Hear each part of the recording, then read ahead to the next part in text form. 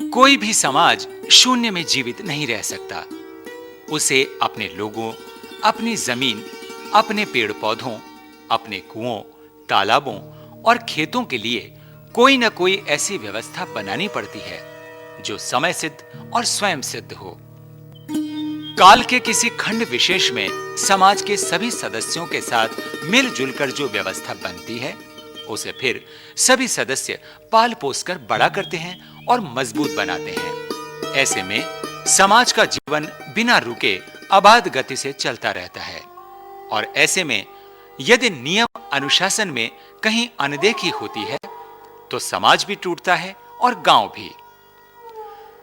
अनेक गांवों की तरह अव्यवस्थाओं के ऐसे ही दौर का साया वर्षों पूर्व जयपुर अजमेर राजमार्ग पर स्थित दूदू तहसील के 200 घरों की आबादी वाले गांव लापोड़िया पर भी पड़ा। लापोड़िया के खेत उजड़ गए, गोचर सूख गया, 2 पुराने तालाब नष्ट हो गए। अपना अस्तित्व बचाए रखने के लिए बहुतों को गांव छोड़ना पड़ा था।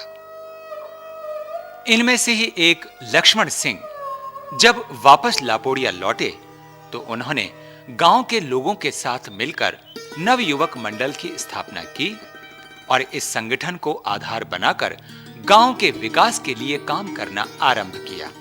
अपनी लगन और मेहनत की पहली बड़ी सफलता इन लोगों को तब मिली जब गांव के तालाब एक बार फिर जल से सराबोर हो गए।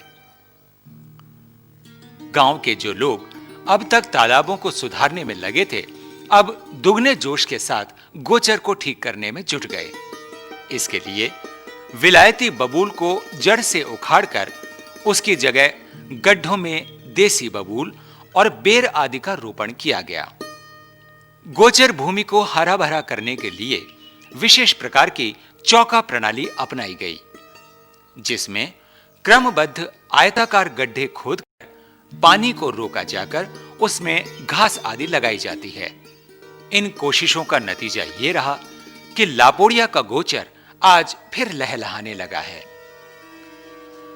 नवयुवक मंडल की एक और खास कोशिश जो लापोड़िया में अपना रंग बिखेर रही है, वो है खुला चिड़ियाघर, जिसमें विभिन्न तरह के पक्षी स्वतंत्र हो विचरण कर रहे हैं।